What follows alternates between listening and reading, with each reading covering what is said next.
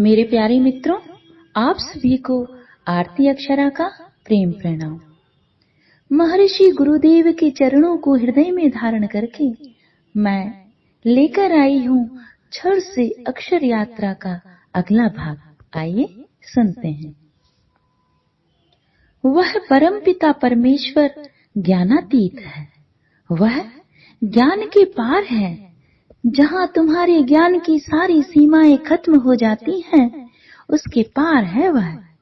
जिसे उपनिषद कह कह कर हार गए और कह ना पाए तो कह दिया, वह शब्दों के पार है, गुणातीत है।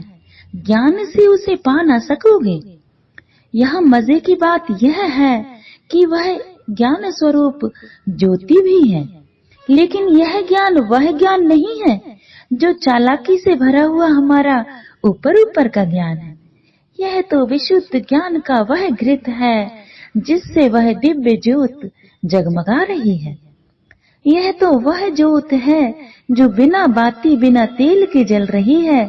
यह अमर ज्योत है जिसे हवाएं बुझा ना सकेंगी। जब हम अपना सारा ज्ञान, सारी चालाकी एक तरफ रखकर निश्चल हृदय से भरकर उसको पुकारते हैं, अश्रुपूरित नेत्रों से उसकी ओर देखते हैं, तो हम पाते हैं कि वह परमपिता परमात्मा, वह विराट तो कब से बाहें फैलाए हमारा इंतजार कर रहा था।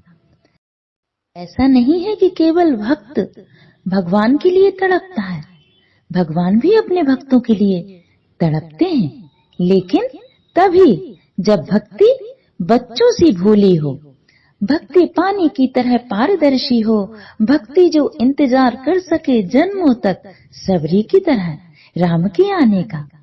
ऐसी निश्चल प्रेम से पूरित भक्ति के सामने तो परमात्मा भी सर झुकाते हैं।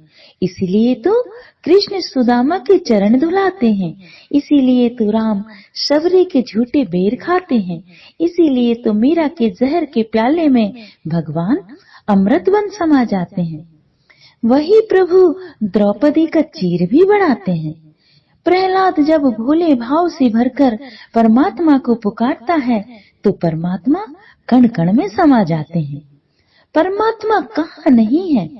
फूलों में, पत्तियों में, चांद तारों में, नदी तालाब में, पहाड़ों में, मुझ में, तुम में, सृष्टि के कण कण में। बस देखने के लिए वह दृष्टि चाहिए, देखने के लिए चाहिए वह संवेदनशील चक्षु जिसने अर्जुन को विराट स्वरूप के दर्शन करा दिए थे। जब तक हम सीमाओं में बंधे होते हैं तो हम सीमित ही देख पाते हैं, लेकिन ज्यों ही हम अहंकार के पर्दे गिराते हैं, ज्यों ही हम उसकी रजा में राजी हो जाते हैं, ज्यों ही हम बांसुरी की तरह पोले हो जाते हैं, तो हम पाते हैं कि वह परमात्मा तो सांस सांस में धड़क रहा है। जिस प्रकार पालने में सोते हुए शिशु को छोड़कर माँ काम करती रहती है, लेकिन उसका एक ध्यान हर पल अपने शिशु की ओर लगा रहता है, जिस प्रकार पनिहारिन सिर पर गगरी के ऊपर गगरी रखकर अपनी सखियों से बात करती चली जाती है, लेकिन उसका एक ध्यान गगरी पर बना रहता है, उसी प्रकार ध्यान के सतत अभ्यास से हम बाहर कुछ भी करते रहे, लेकिन एक पतली सी अदृश्य डोर हमें अपनी आत्मा से जोड़े रखती है। याद रखिए, हमें हमारे अलावा ना तो कोई दुखी कर सकता है, ना ही सुखी। जब नियंत्रण हमारे हाथ में है तो हम संघर्ष क्यों चुने? जब हम आनंदित हो सकते हैं तो हम दुख को क्यों चुने? आओ ध्यान की धवल चांदनी में नहाकर जगमगा जाएं। आओ ध्यान के द्वारा स्वयं में स्थित होकर जीवन को साकार करें। आओ ध्यान करें।